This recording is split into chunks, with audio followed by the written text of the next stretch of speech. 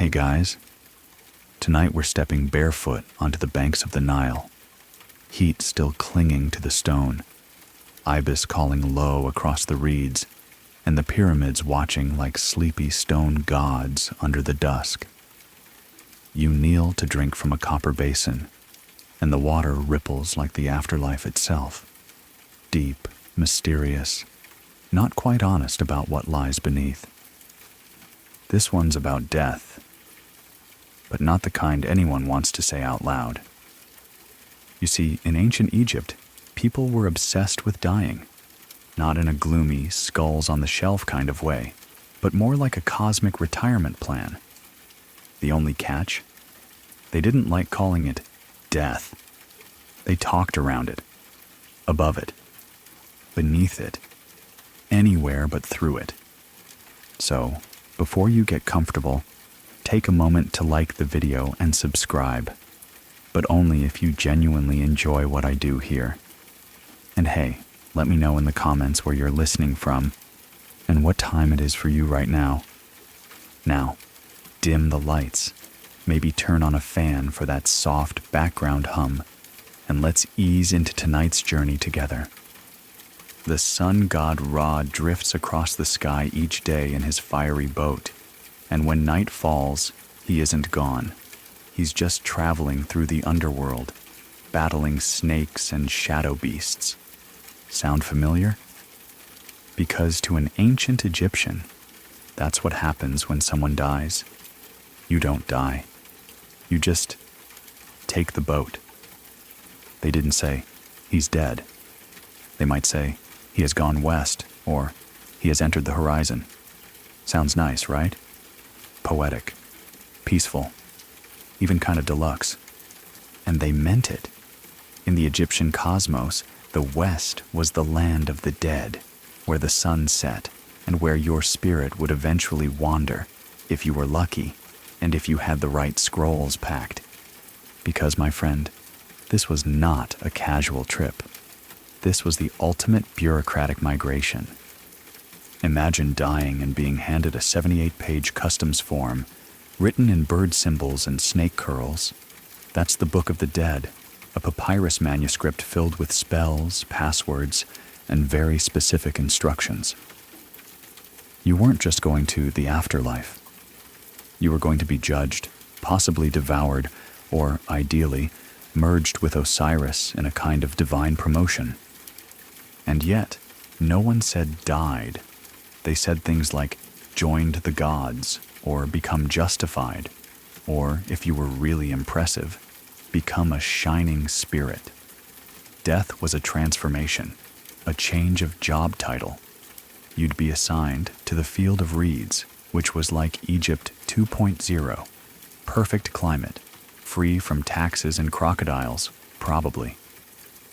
One of the most widespread euphemisms they used, to become a blessed one. It wasn't just polite, it was protective. Saying death outright could draw unwanted attention. Demons might hear you. The wrong spirits might show up. So language became both sacred and strategic. And this wasn't just for nobles or scribes. Even regular villagers used soft language to refer to the dead. Tomb inscriptions carefully avoided negativity. You'd see phrases like, "May his name endure forever," or "May she rest in the west." It's all gentle, circular, as if the truth would break something if spoken too sharply. Now, let's pause by a family shrine in a dusty courtyard. Incense curls into the heat. You kneel to light a flame for your grandmother, who, you're told, now lives among the stars. She's still part of the family, still visiting in dreams. You leave her a bowl of dates, not because she's hungry, but because you are. You're hungry for connection, for continuity. You whisper her name, never allowed in public, but here, in the safe echo of home, you keep her from the second death, the one where people forget you. Fun fact, Egyptians believed you died twice. Once when your heart stopped, and again when no one said your name anymore. Talk about legacy pressure. And here's your mainstream historical moment. The famed weighing of the heart ceremony, where the heart of the deceased was placed on one side of a golden scale, and a feather, the symbol of Maat, goddess of truth, on the other.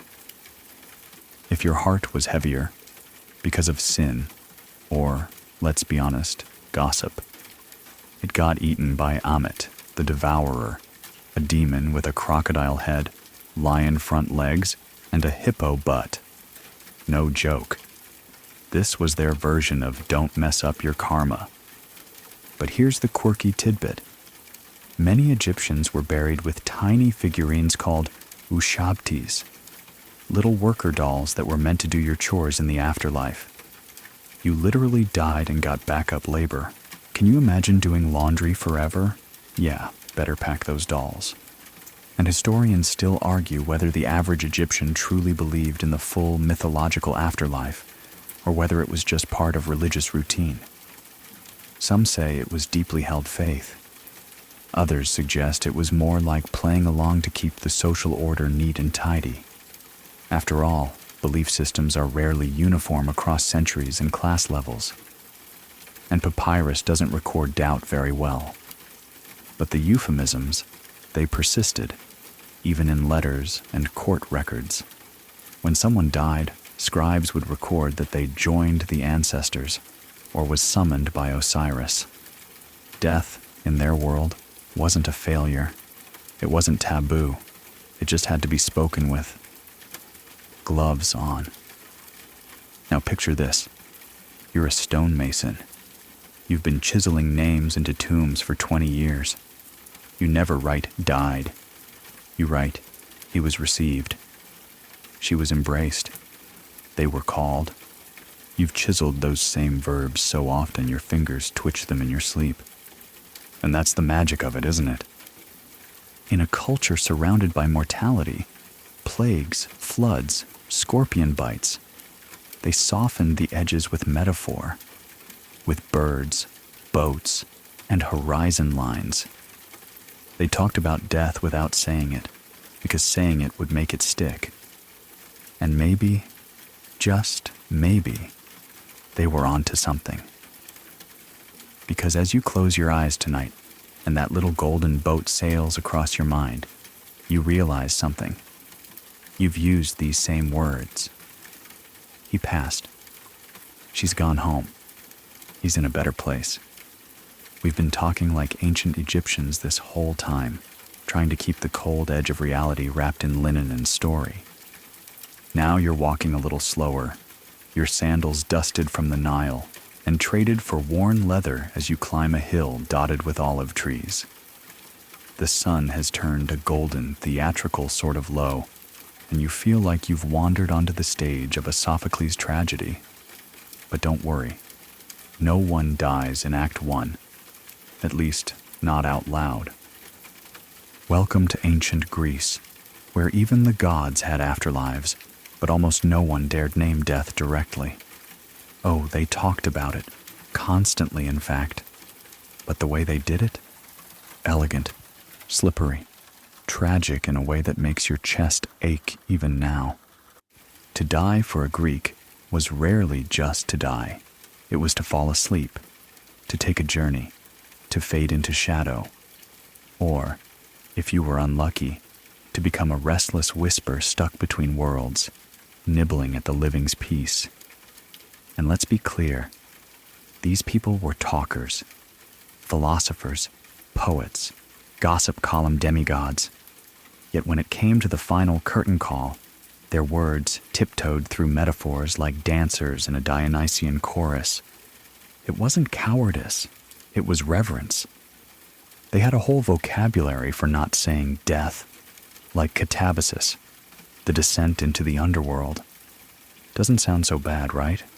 Just a little downward travel, like you're exploring a fancy root cellar full of ghosts. In Homeric poetry, warriors don't die. They meet their fate, or they fall in battle, or sometimes they lay in the dust their armor gleaming. And let me tell you, laying in dust with gleaming armor? It's heartbreakingly poetic for getting your head bashed in. Or take Euripides. His tragedies are basically metaphors wearing robes. In Alcestis, the title character sacrifices herself to save her husband. But even she doesn't die. She is given to Hades, as if being handed off like a playbill. The word death lurks at the edges, but the playwright dances past it. And don't even get me started on the underworld itself. The Greeks didn't have one word for where you go. No, there's Hades, sure, but also Elysium, if you're virtuous, Tartarus, if you're not, and the Asphodel Meadows, if you're just, Death wasn't a flat line. It was a personality test with permanent consequences. So here's your mainstream fact for tonight. The Greeks had two personifications of death, Thanatos and Hypnos. One was death, the other was sleep. And they were twin brothers. Literally, twins. That's some mythological Freud right there. You didn't die, you went to sleep. And sometimes the gods couldn't tell the difference. Neither could poets. Neither, if we're honest, can you. Because how many times have you heard someone say, he passed peacefully in his sleep? Yeah, you're quoting Homer, whether you know it or not. And here's the quirky gem. Ancient Greeks would sometimes bury people with coins in their mouths, not for dental hygiene, but to pay Charon, the boatman who ferried souls across the river Styx. No coin, no ride. You'd be stuck wandering the shore for eternity, which sounds eerily like trying to leave a family WhatsApp group. But the Greeks didn't just bury people. They honored the dead with long, chatty funerals and lingering tributes. The living would gather, recounting every noble deed, every heroic act, whether or not they were real. This wasn't just nostalgia, it was survival. Because the more people remembered you, the longer you lived in the logos, the collective story. Sound familiar? That brings us to one of the oldest funeral speeches ever recorded, Pericles' funeral oration. Delivered during the Peloponnesian War, it was a masterclass in euphemism. The dead aren't dead. They're immortal in our memory, fallen for the city, enduring beyond the grave. You see, no one's ever just dead. They're repackaged as ideals. And yes, historians still argue whether ordinary Athenians believed in these grand ideas, or whether this was just elite pageantry. Did Grandma in the village think her son lived on in the Elysian fields? Or did she just say so because that's what you said when there were olives to press and tears to hide? Now walk with me past a crumbling marble column. It's etched with a name and a scene. A young man, reclining with a lyre, flanked by a dog. That's his tombstone, but there's no mention of his death. Instead, the image tells a story. Who he was, what he loved, who will miss him. Because the Greeks weren't into finality. They believed in echo, in remembrance, in art outliving the artist. Aeschylus, one of their most famous playwrights, is said to have requested no mention of his plays on his epitaph. Instead, it reads, "Under this stone lies Aeschylus, son of Euphorion, who fought at Marathon, not dead, not buried, just lies, like a shield resting after war." There's a softness to it all. Even the coldest myths wrap death in metaphor. Persephone doesn't die when she's taken to the underworld. She descends, she withers, she returns. She becomes a season, a cycle. You've probably heard someone say, "She's with the seasons now." Congratulations. That's Greek grief management. And the food of the dead? Pomegranates. Bittersweet, red as blood, stubborn in their seeds. A snack and a symbol. You know how sometimes you eat something and instantly remember someone? That's what the Greeks were baking into their worldview. Grief with flavor. One last thing, and it's worth whispering. Even philosophers like Plato and Socrates, who pondered death the way modern people stare at ceiling fans at 3 a.m., didn't say death like it was a full stop. In the Phaedo, Socrates tells his friends that death is merely the soul being released from the body's prison. He's excited about it even, like he's going on vacation. You almost want to tell him to pack sunscreen. And yet, no one says the D word. Just like in Egypt, there's a quiet avoidance, a cultural shield. Maybe it's fear, maybe it's hope, or maybe it's just that the truth hurts less when it's wrapped in poetry. So tonight, as your eyelids get heavier than a philosopher's scroll, remember that you too are part of the dance.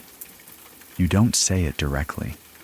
You imply, you rest, you cross over, you drift into sleep, and in doing so, you speak Greek. Now the wind picks up a little as you crest a rocky slope, and suddenly the air is thinner, colder, and tinged with the smell of incense and pine. You've left Greece behind and entered the shadowed stillness of ancient China. The earth feels older here, like it's been listening longer. And if you listen too, you'll notice that nobody is saying death. Instead, you hear 1,000 whispers about returning to the ancestors, about joining the great beyond, and most beautifully, about going home. In ancient Chinese thought, especially during the Zhou, Qin, and Han dynasties, death wasn't seen as the end. It was simply your spirit returning to where it had come from, like a traveler headed back to a village after a long errand. You weren't gone. You were just elsewhere. You see, Confucianism, Taoism, and later Buddhism all mingled together to shape how death was understood. Confucius, ever the diplomat of human behavior, was famously reluctant to talk about death at all. When asked about the afterlife, he replied, "If we do not yet know life, how can we know death?" Classic Confucius, wise, evasive, and frustratingly serene. So death became something not discussed directly, not out of fear, but out of deference. You didn't speak of it casually. You circled it. You honored it. You lit lanterns for it, wrote poems for it, but rarely named it. You'd say someone had completed their journey, or returned to the ancestors, or even ascended to heaven, though heaven, or Tian, wasn't exactly a place. It was more like a principle, a moral force. And if you lived rightly, you could align with it in death, like a compass clicking north. Let's step into a candlelit room now. Red paper charms flutter on the walls. On the altar are bowls of rice, wine, incense sticks, and photographs, sepia-toned if you're modern, painted if you're not. This is an ancestral shrine. It isn't a grave. It's a living space for those who are no longer living. And yet, you wouldn't say they're dead. You'd say they're present, just in a different form. This is where the euphemisms get intimate. A child might be told that grandma has gone to be with the stars. A grown son might say his father rests in the quiet halls. And during the Hungry Ghost Festival, when offerings are made to wandering spirits, no one refers to them as dead people. They're visitors, hungry ones, guests. Mainstream historical fact time. During the Han Dynasty, tombs were often filled with life-sized models of kitchens, farms, guards, musicians, even entire miniature mansions. Why? Because the afterlife was thought to mirror this life. You weren't dead. You just moved houses. with help from your family's savings account. And here's your quirky nugget. Some tombs included little clay pigs and model roast ducks, replicas of meals, complete with tiny toothpicks. Because if you didn't include food, your ancestor might get hungry. And no one wants to haunt on an empty stomach. Even legal documents, like will records and land transfers, avoided blunt terms. Someone who had passed was often described as having ceased to appear, or having left behind the form. Death was less a stopping and more a slippage. Historians still argue whether early Chinese beliefs about the afterlife were meant to soothe the living or enforce social continuity. Some say ancestor worship was a way to maintain family honor and structure. Others argue it was deeply spiritual, about maintaining balance between the realms of yin and yang. Probably both. It always is. You feel it now, don't you? That sense that time isn't so linear, that maybe grandma really is watching, sipping celestial tea and judging your haircut. Taoism, in particular, loved to frame death as a return to the Tao, the great way. To die was to rejoin the flow, to become mist, wind, or river.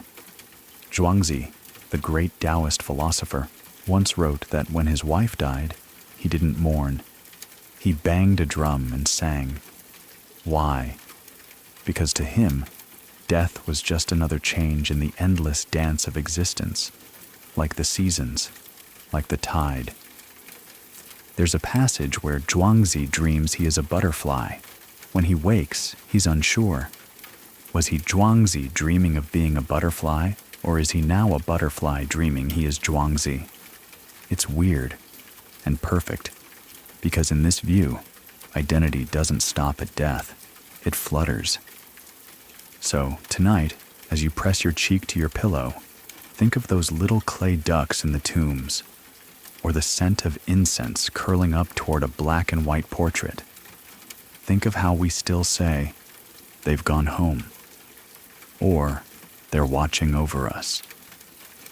And maybe they are, or maybe we're just butterflies dreaming in the dark. Now it gets darker, quieter. You're not walking anymore. You're being carried. The air is humid, thick with burning resin and the low drone of chanting. You're deep in the tropical shadows of ancient Mesoamerica, where the stars burn hard and high above the jungle canopy. And death? Oh, death is everywhere. But still, nobody says the word. Because in the ancient Maya world, the end of life wasn't an ending at all. It was an exchange, a passage, a cosmic debt finally paid. And to speak it plainly, that would be like calling the ocean wet. It misses the point. Instead, the Maya described death with phrases like, he has gone to Xibalba, or her spirit travels the 9 steps. To die was to descend, not downward like falling, but inward, like threading a needle through time itself. You see, in Maya mythology, the underworld, Xibalba, was not some cartoonish hell full of red pitchforks. No, it was a realm of trials, ruled by the lords of death. 1 death and 7 death, to be precise. Cheery names, right? But no one feared them, exactly. You just had to deal with them, like ancient DMV clerks. Here's your mainstream fact. Maya burial sites often contain jade beads placed in the mouths of the deceased. Not unlike the Greeks' coin for Chiron trick, these beads weren't for fashion. They symbolized breath, spirit, life force. And in death, they helped carry your essence safely into the next world. Saying someone swallowed the jade became a way of expressing their passing. But again, no one said dead. They said, he has joined the ancestors. She has walked the black road. Or, they sleep beneath the ceiba. The ceiba tree, sacred to the Maya, was believed to be the axis of the universe.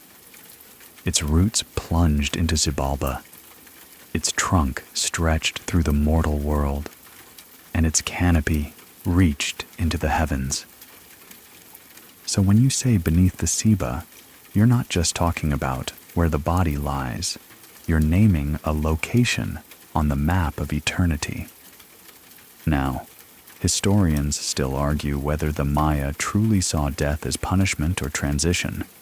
Some argue it was just another role in a cosmic theater. Others insist the brutal human sacrifices suggest a fearsome finality. But look closer at their glyphs, their murals, their calendars, and you'll see something else. Death wasn't stopped. It was scheduled, recorded, aligned with Venus, the moon, eclipses. To die at the right time? That was cosmic promotion. Take the famous Popol Vuh, the Maya creation story. Two twin heroes, Hunahpu and Xbalanque, descend into Xibalba to face the lords of death. And spoiler alert, they die, horribly. Twice. But they come back, resurrected as the sun and moon. You tell me, that sound like permanent death? So if someone vanished, you might say they follow the twins now. You didn't say they're gone. You said they've taken the journey. Even the Maya language itself is flexible about endings. Their verb tenses often leave room for things to be not quite over. Actions hover in continuity. It's like if English used ising instead of was. You're not dead, you're deathing. Now picture this. A Maya noble wrapped in bright textiles, his face painted with cinnabar, his hands folded over a stone knife. His body lies beneath a mural showing jaguars, serpents, and stars, and carved above his head, a phrase like, "He ascends in shadow," or "He steps where time cannot follow." Even at their most poetic, they avoided the D word. And that poetry was everywhere. In songs, ritual ball games, temple inscriptions. To lose a loved one, you didn't say she's dead. You said her light travels, or her name echoes in the stele. Grief became architecture, literally. They carved it into rock to make sure it didn't get forgotten. It wasn't always gentle, of course. Ritual sacrifice, especially to appease gods or guarantee harvests, meant people were actively chosen to die. But even then, euphemism softened the blade. Sacrifices were offered, opened to the sky, or carried in song. Euphemism and brutality braided like corn husks. And that duality? It lingers. Even today, on Dia de los Muertos, Mexico's Day of the Dead, which still echoes Maya and Aztec traditions, no one says dead. They say visiting souls. They say the table is set. They call it a reunion, a party, with marigolds, mole, and maybe a cigarette for Grandpa. So tonight, let the jungle cradle you. Let the stars press close like jade beads on your eyelids. Let the wind through the trees whisper names you don't say aloud. And as your body sinks deeper into your mattress, remember what the Maya taught. That death is not a wall, it's a door. Decorated, guarded, carved with stories. You just need the right phrase to open it. The sand shifts beneath your feet now. Dry, cracked, sun-bleached. You're in Egypt. Old Kingdom, Middle Kingdom, doesn't really matter, because here the Nile never forgets, and neither do the dead. Though, once again, no one really says dead. Instead, they say you have gone west. The west, you'll notice, is where the sun disappears each evening, melting behind dunes into the dark. But for the ancient Egyptians, that wasn't the end of the sun's story. It was the beginning of a nightly journey. Ra, the sun god, boarded his solar bark and sailed through the underworld. And if he made it through all the monsters and shadows, boom, sunrise. So naturally, the dead do the same. They go west, They travel with Ra. They aren't extinguished. They're in transit. Hey, here's your mainstream historical fact. The west bank of the Nile is where Egyptians built all their tombs. Why? Because the sun died there. Tombs weren't just graves. They were launch pads, gateways, your house for the afterlife, fully stocked with beds, beer, and board games. Probably. And here's a quirky tidbit. In many tombs, there's a special shaft or false door carved into the wall. The dead were believed to slip in and out through this spiritual exit to visit the land of the living. And you? You'd leave bread or beer near it. Not because they were hungry, but because, well, it's rude not to bring something when someone drops by, even if they're incorporeal. Now, how do you say death in a culture where people go to such lengths to avoid the word? You don't. You say things like, he has joined Osiris. Osiris, the god of the afterlife, was the original comeback kid, chopped into pieces by his jealous brother Set, then stitched back together and resurrected by his sister wife Isis. Naturally, he became king of the dead. But again, no one called them dead. They were justified. That's right, judged by the gods and found worthy. The term Ma Keru appears in tomb texts a lot. It means true of voice, or vindicated. It's how you hope to be remembered, not as someone who died, but as someone who spoke truth in life, who passed the feather test. Feather test? Oh, right, the judgment of the dead. See, when you died, your heart was weighed against the feather of Ma'at, goddess of truth. If your heart was light, untainted by sin, you were allowed into the field of reeds, the Egyptian version of paradise. Think golden fields, cool breezes, your favorite pets. If your heart was heavy, Amut, the devourer, a chimera beast with a crocodile head and lion haunches, ate it. You were not damned. You were just erased. So yes, death had stakes. But notice how people still dodged the language. Tomb inscriptions didn't say he died. They said he departed to the horizon. They called the moment of passing the day of sailing. Euphemism, baby. Even the word mummy isn't ancient Egyptian. It comes from the Arabic mumia, meaning bitumen, which was mistaken as a main ingredient. The Egyptians themselves would say something more poetic, like the honored body, or one wrapped for the journey.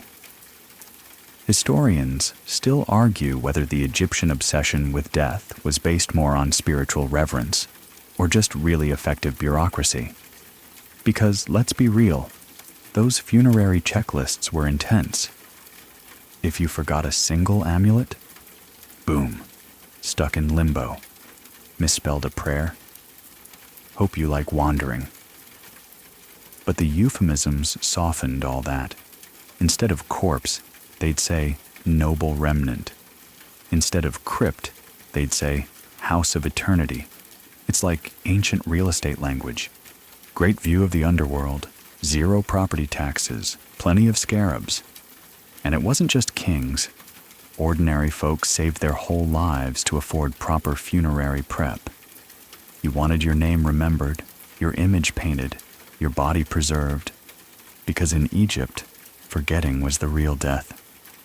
If no one spoke your name, your soul could dissolve.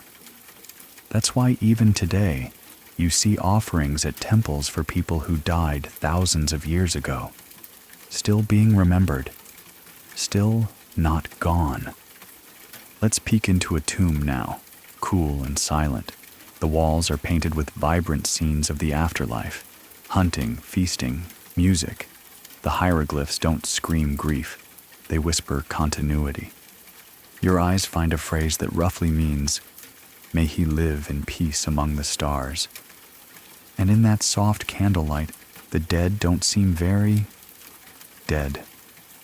So tonight, as you turn in and pull the sheets a little higher, Imagine yourself on a boat, a papyrus skiff, sailing westward, golden oars slicing through twilight. You're not dying. You're voyaging. Not ending, but reuniting with something older than yourself. Something eternal. Something like the Nile. And maybe, just maybe, your name is already written on the stars. The sky above you has changed again. It's wide, endless, windswept. You're high on the steps now, the grass waving like water and the horizon stretching into forever. You smell horse sweat, leather, smoke. This is the land of the Scythians, the nomads of the Iron Age, riders of the wind. And when someone died here, well, no one shouted it from the mountaintops. They muttered it under their breath, or said something like, "He has gone to the mists." You don't bury a warrior like you bury a farmer.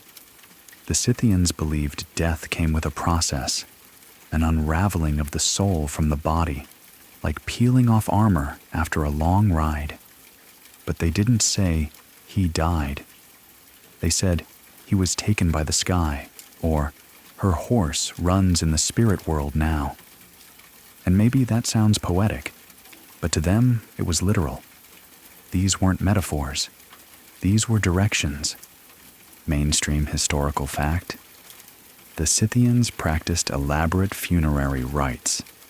When a king died, his servants were sacrificed with him, willingly or otherwise, and buried in massive kurgans or earth mounds alongside golden weapons, embroidered robes, and favorite horses.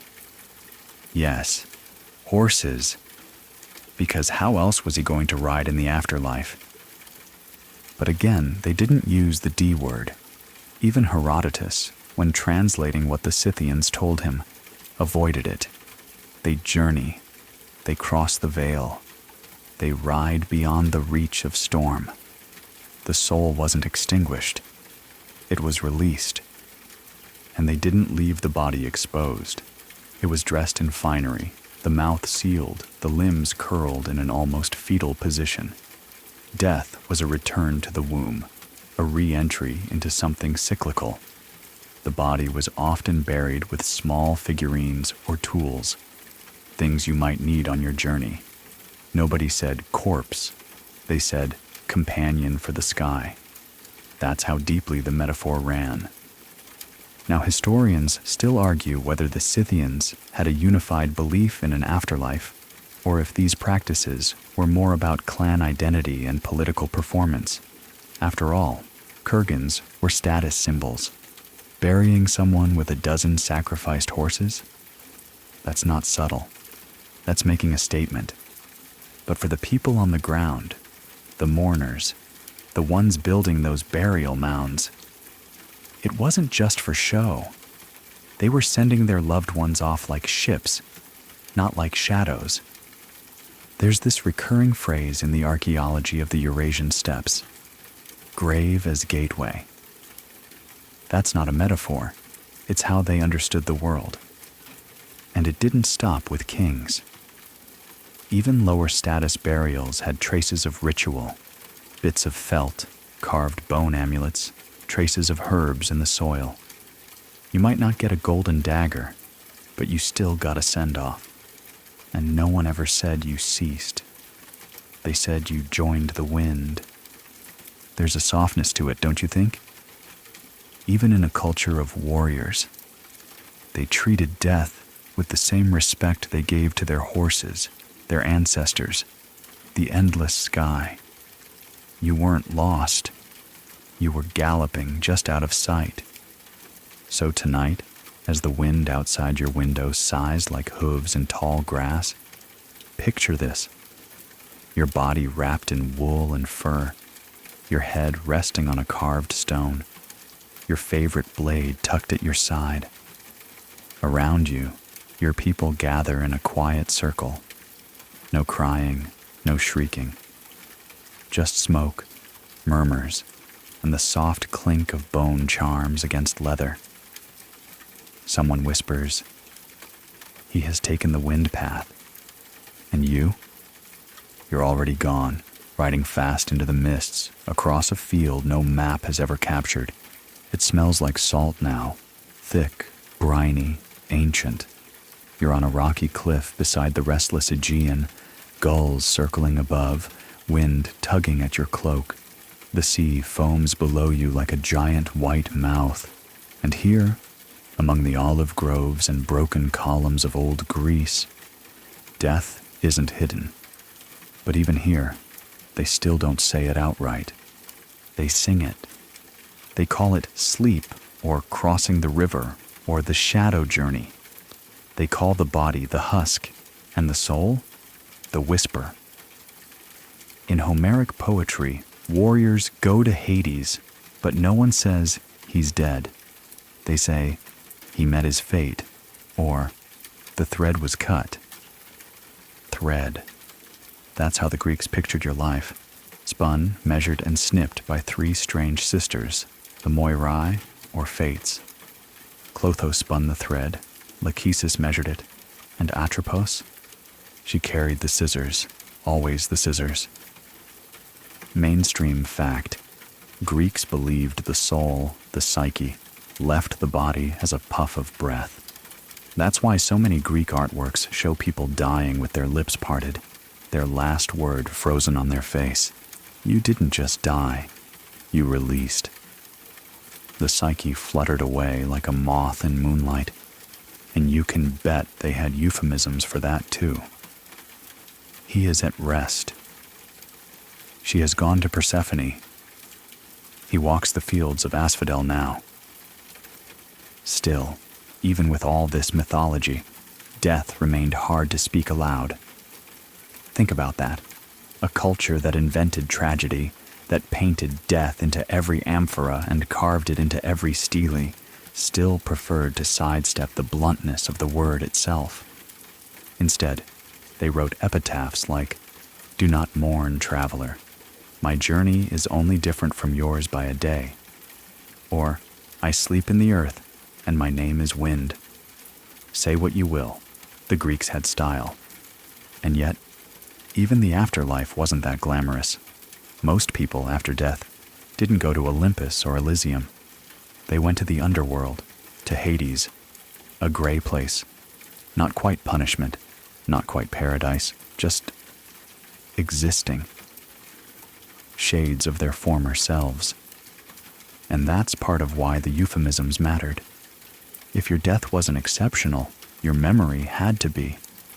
Because in Greece, to be forgotten was worse than to be buried. That's why funeral games were held. That's why names were chiseled into marble. That's why songs were sung. You must be remembered. Because once your name stops echoing, that's true death. Let's visit a funeral now. A young man lies on a couch, his family seated around him. Oil lamps flicker. Women chant laments, goos, they call it. Not crying exactly, keening. A musical wail that breaks the air. But no one says he's gone. They say, his boat has left the shore. Or, he hears the lyre of Hermes now. Hermes, by the way, was not just a messenger. He was a psychopomp, a guide for the dead. He'd lead your soul past the gates and into the realm of Hades. So when someone muttered, "Hermes walks with him," it wasn't symbolic. It was a sacred comfort. Even philosophers like Socrates danced around the D word. Before drinking the hemlock, he famously said he was going to meet better men than lived now, to learn from them. Death wasn't failure, it was graduation. So tonight, as you lie still beneath your own sky, think of that coin tucked beneath your pillow. Think of the river Styx whispering just beyond the darkness. Think of the soft sandals of Hermes on your floorboards. You are not dying. You are journeying. And somewhere across the sea, your name is still being sung. Now you're surrounded by towering trees, wet moss underfoot, breath fogging in the chill. The forest hums with birds and unseen things. You've stepped into ancient northern Europe. the land of stone circles, smoky mead halls, and sagas sung by firelight. Death here doesn't come with gold coins or pyramid shafts. It rides with the wind, howling through pine and fog. But even the Vikings didn't say he died. They said, he joined Odin's feast, or her thread has snapped. Always the metaphor. You feel it in your bones. This is a place where the line between life and death is not straight, but tangled like roots. Norse cosmology gave people many places to go after death, and not all of them were bad. Valhalla gets all the press, of course. The great hall of the slain, where warriors feast and fight forever, rising each morning good as new. But that was only for those who died heroically in battle. For the rest, there was hell, ruled by a goddess of the same name, half beautiful, half decayed. A cold, misty underworld for those who died of sickness, age, or accident. But did anyone say he died of plague? No, they'd say he went the way of the mist. Or more bluntly, he sleeps with the roots now. Here's your mainstream historical fact. Norse burial practices were diverse and symbolic. High-status individuals were buried in ships, either real ones or symbolic stone outlines, loaded with food, weapons, tools, and sometimes even sacrificed animals or servants. The ship carried them not just across oceans, but across realms. And if someone died in a particularly nasty way, let's say violently but not in combat, they might be referred to with euphemisms that suggest a kind of cosmic misdirection. The gods took him early, or she was lost in the fog between worlds. Because even in a culture soaked in saga and swordplay, saying dead outright was too final, too sterile. Norse myth handled death like it handled weather, with awe and resignation. It was a force, not a flaw, and sometimes it could be delayed. Take the Draugr, for example, a restless corpse that rises from the grave to haunt the living. Not quite a ghost, not quite a zombie, just someone who never quite finished dying. You didn't say he came back from death. You said he refused to lie still. Language around death was full of kennings, poetic compound expressions. Instead of death, they might say, bone harvest, sleep of the sword, or the swan's road took him, referring to drowning at sea. And it wasn't just fancy talk. It was their entire worldview, encoded into every sentence. You didn't name things plainly. You hinted. You suggested. You let the silence carry part of the meaning. Let's walk into a Norse funeral now. A figure laid in a boat, arms crossed, sword beside them, kindling all around. People speak softly, not out of sadness necessarily, but reverence. A priest mutters a blessing. Someone offers mead to the wind. And then the fire. The boat is pushed out and lit, the flames catching like anger, like glory. But no one says, he's dead. They say, he sails the last fjord. And if you listen closely, the sea doesn't argue. So tonight, as your room cools and the shadows stretch long, picture that burning ship drifting away. Your name on the wind. You haven't vanished. You've merely slipped into story, like the old heroes, half memory, half myth. And someday, someone will still raise a cup in your name.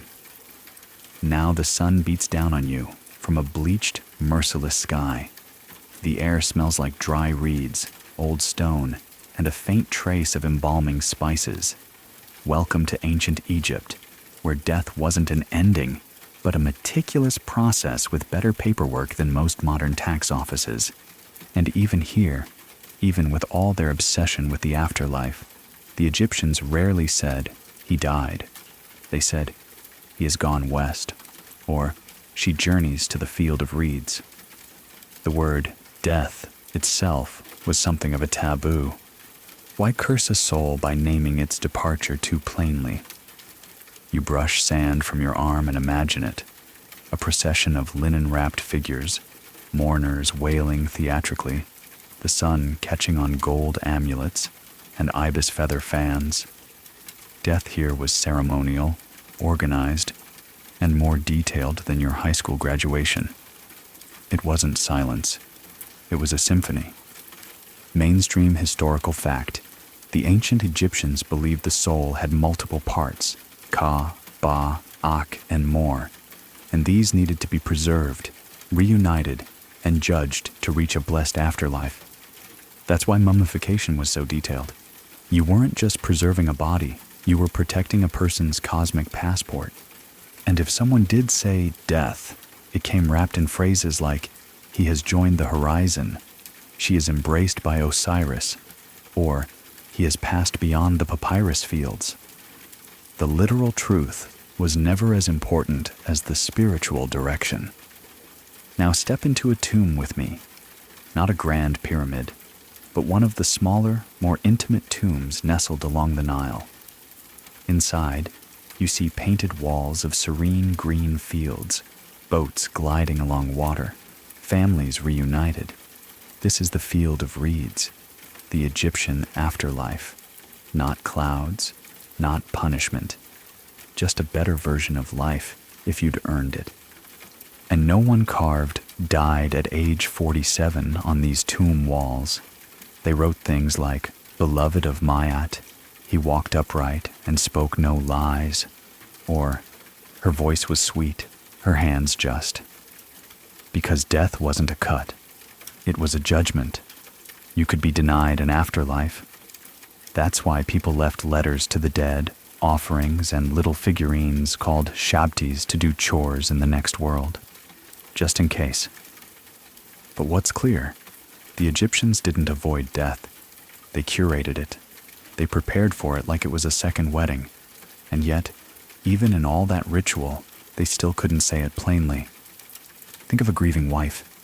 She brings incense, bread, a cup of beer to the tomb of her husband. She whispers, "May your Ba find peace." Not, "You're gone." Not, "You're dead." Just, "Find peace." Even the Book of the Dead, which is frankly one of the most misleadingly named texts in history, isn't a book about death. Its real title was The Book of Going Forth by Day, a survival guide for the soul, not an obituary. And still, the silence around the word lingers. You don't say it in front of the living because, who knows, words have power. Maybe you might summon it. Maybe the gods are listening. Maybe you'll jinx something. So tonight, as the hush of your room wraps around you like linen, think of a tomb filled with light and painted stories, stocked with bread and honey, and guarded by the dog-faced Anubis. Think of your name, spoken gently in a prayer. You are not lost. You are navigating the afterlife with a map drawn in gold and starlight. And your heart? Still beating, even in the scales. The wind shifts again, and this time you're somewhere damp, green, and impossibly old. Thick mists curl between standing stones, and the ground feels soft underfoot. Too soft. Welcome to the ancient Celtic world, where the veil between life and death is not a wall, but a curtain, thin, fluttering, and pierced by dreams, omens, and music.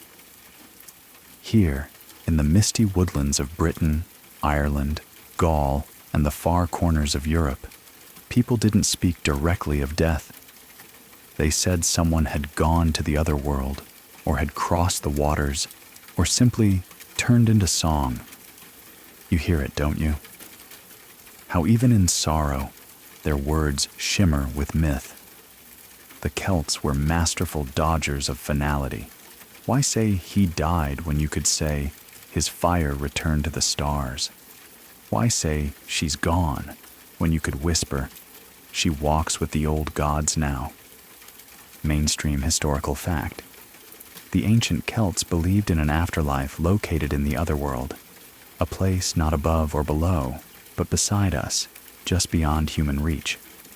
This realm, often called Andubian or Tir na Nog, was described as beautiful, peaceful, and eternal. Time didn't touch it. Suffering didn't find it. And when funerals did happen, they were often accompanied by feasting, music, and ritual drinking. A wake wasn't just mourning. It was storytelling, a defiant celebration in the face of decay. Because in Celtic belief, to speak a person's deeds was to keep them anchored in this world. But rarely would anyone say the word death. Even when retelling myths, they'd say things like, he was struck by the boar, or she fell under the moon, or he returned to Earth's roots. All poetic sidesteps. Now let's follow a druid. He walks softly through oak groves, staff tapping gently against roots. He pauses at a hilltop cairn. Inside lies a warrior wrapped in wolfskin. Around him, mead, a harp, a silver coin, and a carved bone pendant. The druid whispers, not loudly, but clearly, "May your road be lit by moonlight. May your name feed the earth." Not once does he say the man is gone. You feel it now. To the Celts, death was just transportation. Even their festivals danced around the edge of life and death. Take Samhain, the root of modern Halloween. This wasn't just a harvest party. It was a liminal night, when the boundary between the living and the dead thinned. Spirits could pass through, ancestors could visit, and so people left food out, carved faces into turnips, and wore disguises, not to mock death, but to acknowledge it, gently, without directly naming it. In other words, you didn't fear death. You left the door open for it, just in case. And still, they didn't say it. Imagine an elder woman seated by a fire. Her grandson asks, "Where is grandfather?" She doesn't say dead. She says, "He rides with Cernunnos now," or "His breath became the fog that protects us." A child nods, comforted, the truth dressed in legend.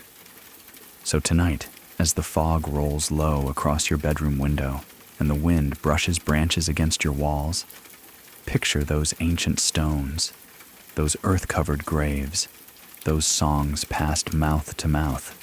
Your story does not end. It simply shifts verse. And even if no one speaks your name for 1,000 years, some future wind may still carry it back. Now things feel still, sacred. The ground beneath you is packed clay, the air thick with incense and the slow, hypnotic chant of gongs. You're standing in ancient China, where death was treated less like a mystery and more like a contract, with responsibilities, rituals, and red tape. But again, no one dares say it outright. Here, language tiptoes. A father doesn't die, he ascends. A mother isn't gone, she is returned to the ancestors. In everyday speech, euphemisms bloom like cherry blossoms. He has closed his eyes. She rests in the quiet court. They have passed into stillness. You see it, don't you? The way silence becomes ceremony. Mainstream historical fact. In ancient China, particularly under Confucian ideals, ancestor worship was central to both private life and state policy. The dead were not just remembered, they were consulted. Altars were kept in homes. Offerings of food, paper money, and incense were made regularly. Because even in death, you were still part of the family. But no one sat at the dinner table and bluntly announced a death. It would be considered not only rude, but unlucky. You didn't speak it. You suggested it, politely, like a whisper to the wind. Imagine a noble's funeral. White robes, the color of mourning, soft drums, relatives bowing in formal lines, a monk murmurs prayers, paper horses and tiny models of servants are burned, not because people believed they'd ride literal paper animals in the afterlife, but because symbolism matters. You don't say, "He is dead." You say, "He's traveling to the Yellow Springs," or "He has returned to the quiet mountain."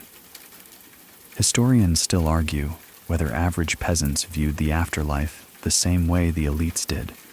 For the common farmer, death might have been less philosophical and more immediate. But what's clear across all classes is that euphemism reigned. You avoided starkness. You preserved dignity through softness. Even the term for a tomb could be euphemized. You might call it a longevity chamber or a quiet home. And heaven? That was the Jade Realm, or the Celestial Court. These weren't evasions. They were acknowledgments that words had power. To say death directly was to risk drawing it closer. Let's walk now into a village mourning ceremony. A small group gathers under red and white streamers. No sobbing, just respectful silence. A woman lights incense and murmurs, "May your spirit walk the clouds." A boy bows 3 times. No one says, "We lost him." They say, "He follows the dragon path." And when people dreamt of the dead, they didn't call it a nightmare. They called it a visit. A moment when the veil lifted just enough for family to speak again, if only in silence. So you, in your quiet room, maybe you wonder, if I disappeared, would someone speak of me like that? Would they light a candle, fold paper boats for me, say, "She rests in the garden of stars"? And maybe they will. Maybe they already do.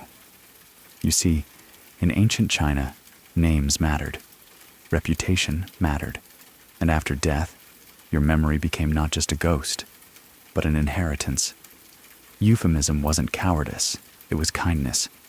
To speak of death without stabbing someone's heart. And perhaps tonight, as the hush of your own room returns, you can imagine a paper lantern drifting upward, carrying your name skyward, not extinguished, just gently released. Now the world darkens, cools, and shimmers with starlight reflected on water.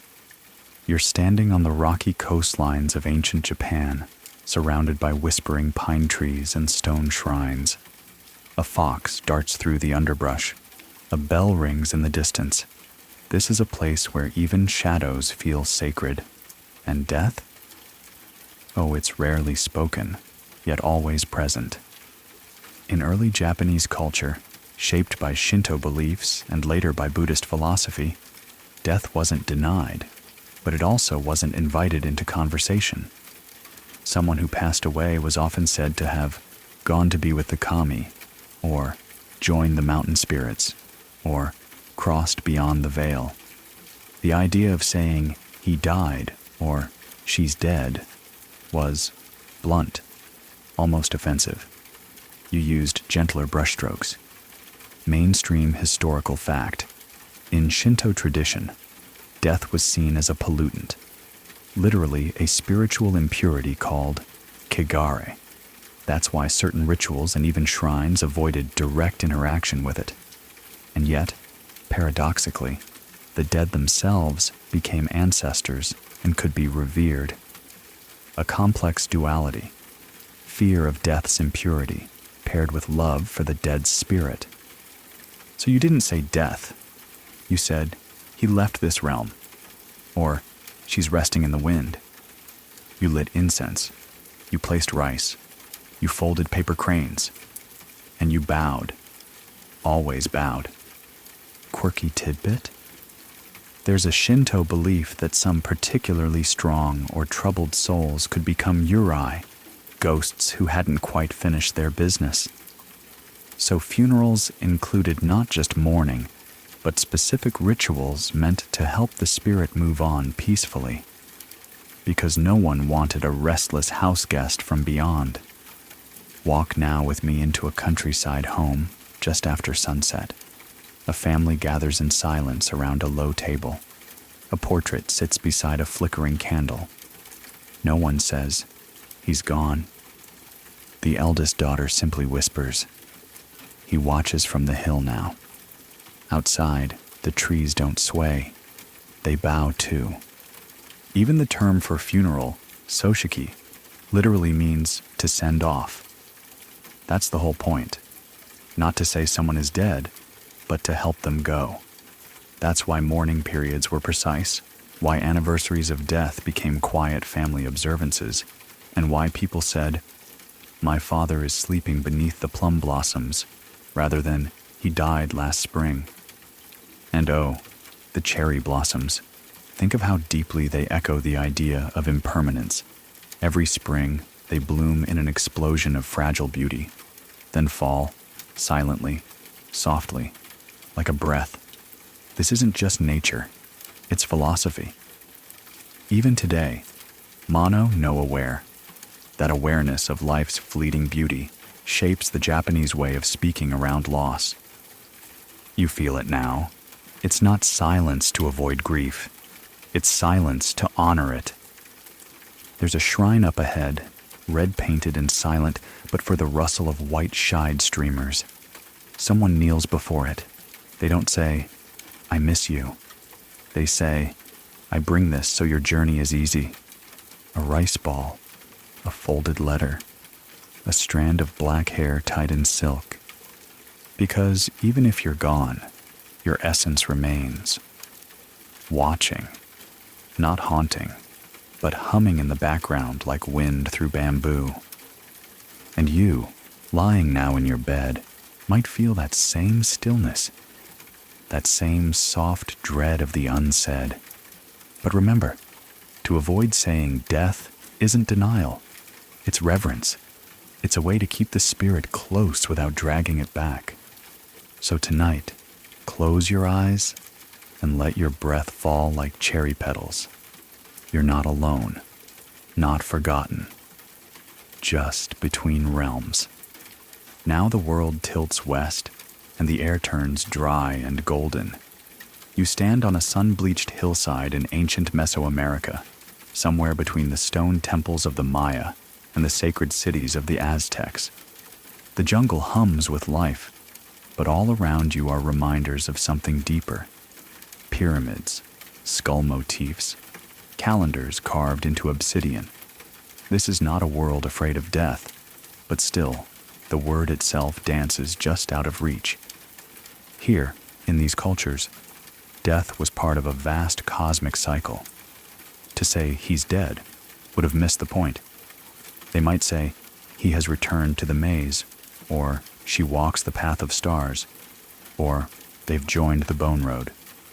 Each phrase is steeped in symbolism, because language here is not just communication, it's power. Mainstream historical fact. The Maya and Aztecs believed in multiple afterlives, not determined solely by morality, but by how a person died. Warriors who died in battle or women who died in childbirth could go to a sun-filled paradise. Others might pass through dangerous underworlds like Xibalba, filled with trials, riddles, and monsters, before eventual peace.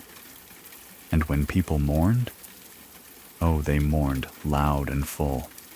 But even then, the phrases wrapped around the moment like flower garlands. He is gone to the house of night. She walks with the hummingbird warriors. Their soul feeds the future harvest. Death was a transformation, not a finale. Walk with me into a Day of the Dead celebration, not the modern one with marigold altars and sugar skulls, but its older echo. People lay out tamales, carved animals, feathers, and cacao. They laugh, they cry. They don't say, she's dead. They say, she visits us tonight. See the skull carvings at temples? That's not morbidity, it's reverence. Skulls symbolized the continuation of life, the eternal cycle. You couldn't talk about life without including death, but it wasn't something to be named baldly. Instead, euphemisms flourished. He's on the flower road. Her body sleeps, her soul dances. They've joined the feathered ones. Imagine a young boy asking, "Where is grandfather?" And the reply comes not with weeping, but certainty. He's watching the sun rise from the east gate. The child nods. He will leave food for him tomorrow. Language, again, softens the sharp edge. It doesn't deny the pain, it wraps it, shields it, turns it into ritual, myth, legacy. Even the calendar reflected it. The 260-day sacred calendar included feast days devoted to different kinds of spirits. The old, the young, the drowned, the stillborn. Each honored with different foods, dances, and yes, different ways of speaking. You didn't say, "We bury our dead." You said, "We send them with gifts." And you, lying in your quiet room, can feel that echo. The idea that death isn't a door slamming shut. It's a tunnel lit by torchlight, with music behind you and flowers ahead. So when your time comes, and don't worry, not tonight, maybe someone will say, "They walk the maze road now." And maybe they'll leave you chocolate.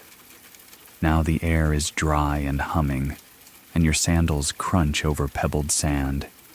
You're deep in the deserts of the ancient Middle East, Babylon, Assyria, maybe even the edges of Persia.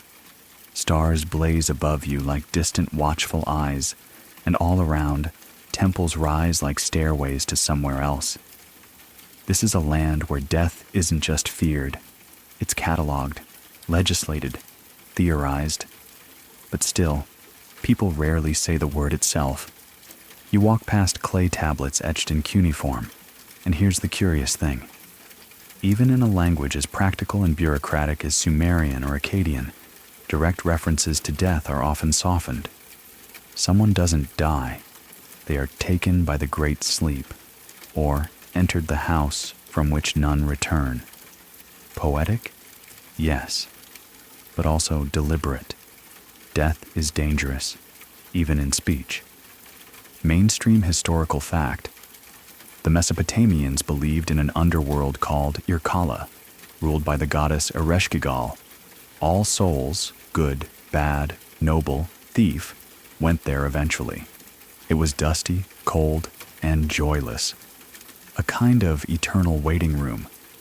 Not punishment, just existence stripped of sunlight and sound. And how did people speak of it? Carefully. A king's death might be marked by declaring he had joined the ancestors beyond the river. A child might be said to have slipped into the arms of the Silent One. Euphemism wasn't just cultural, it was protective. There was power in words, and naming something too directly might attract it. Now let's wander into a temple archive. A priestess chants over a dying nobleman. No one says he's dead. She sings, "He crosses the black gate." A scribe records the moment as, "The flame has returned to ash." Nearby, a boy writes a letter to his deceased father, asking for advice.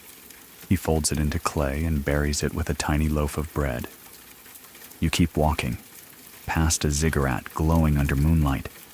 Inside, incense swirls as mourners hum low. A woman weeps, but no one says the word. They murmur, "She has entered the stone sleep." A bowl of dates is placed beside her, a bronze amulet tied around her wrist. Language was also law here. The Code of Hammurabi included rules about burial, mourning periods, and inheritance. But nowhere does it just say death casually. Even in bureaucracy, the silence around finality was treated with reverence. And maybe that's what you feel now too. This dusty, ancient hush. Like time holding its breath. Like even now, the wrong word could shake something loose. So you tiptoe through your thoughts. And maybe if you ever write your own letter to someone gone, you won't begin with, "I miss you." You'll begin, as they did, with, "I bring you bread." Now the world goes cold, not with fear, but with memory. You're standing on wind-swept heather, the sea crashing on distant cliffs. The air smells like smoke and iron. This is Northern Europe, Viking lands, Celtic hills, Saxon barrows. Cultures where death was always near, in battle, in frost, in song. But even here, where life was often short and sharp, people rarely said the word plainly. You hear a horn in the distance. Someone has died. But the villagers don't say that. They say, "He has gone to feast with the ancestors," or "She sails the long ship to the west." Death was framed in motion, departures, not endings. Mainstream historical fact. Viking and early Germanic peoples believed in several afterlives. Valhalla for warriors, hell for others, and perhaps the blissful Folkvanger for those favored by Freya. But even with these names known, no one wanted to jinx fate by uttering dead. The common phrase? Taken by the Norns. The three fate weavers who spun and cut the thread of life. Quirky tidbit? In some Norse sagas, a dead person is said to be sitting in the How, a burial mound, watching and judging the living, which is why graves were often stocked with tools, food, and even weapons. Better to stay on their good side, even in whispers. A boy asks, "Where is Uncle now?" And someone answers, "He sails the Whale Road." That's all. No tears, not here. But you hear the deep drum of grief in the background, like a slow war beat. Walk into a burial. The boat is loaded with goods, blankets, bread, even a dog. The chieftain is still, eyes closed, hands folded. No one says, "He's gone." They shout, "He drinks with the gods." Then silence. Because words have weight, and this is not the time for clumsy ones. Historians still argue whether such burials were common practice or reserved for elites. But across the region, Celtic Ireland, Anglo-Saxon Britain, early Scandinavian fjords, linguistic caution around death is consistent. Phrases like "gone into the mist," "under the mountain," or "sleeping with sword in hand" were normal. In ancient Celtic regions, the soul was believed to travel across water, to the Isle of Apples, or the land beyond the setting sun. So instead of dead, people said, "She's crossed the ninth wave." Boats again. Journeys again.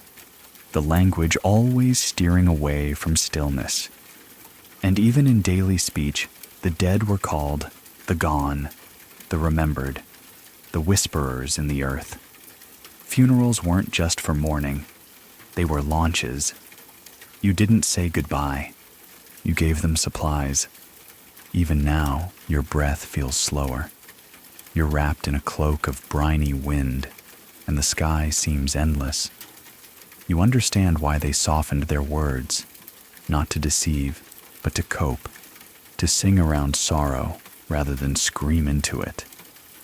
So the next time you see someone struggling with loss, maybe you'll say, "They walk the halls of their fathers now," or "Their oars no longer touch the sea." Maybe that's enough. Maybe that's braver, because saying less can sometimes mean saying more. And now, we slow. Let the torches of ancient temples flicker out. Let the boats drift, the incense burn low, the drums fade into distance. Across all these cultures, across thousands of years and countless sunsets, death has always hovered nearby, unseen but deeply felt, and yet rarely named, not out of fear, always, but out of care, of craft, of the knowledge that words matter, and some truths are too wide to hold in a single syllable. They used poetry, metaphor, breath-soft phrases that bent around grief rather than pierced through it. You've walked long roads tonight, climbed mountains, crossed rivers. heard the songs of priests and grandmothers, kings and fishermen, and you've seen that silence doesn't always mean emptiness. Sometimes it means reverence. Sometimes it's the softest kind of love. So now, breathe. Let the world still around you. Maybe picture one of those ancient metaphors. A boat gliding across moonlit water, or a figure stepping gently into mist, or even just a stone warmed by sun, cooling slowly under stars. And know that when your thoughts drift toward the ones you've lost, or the someday that's waiting for you, you don't need to be loud. You don't need the exact words. You just need space and quiet, and maybe, if you like, a whisper of thanks for all the lives that came before. Now, sleep. And if you dream, may it be of feasts, long journeys, and safe arrivals.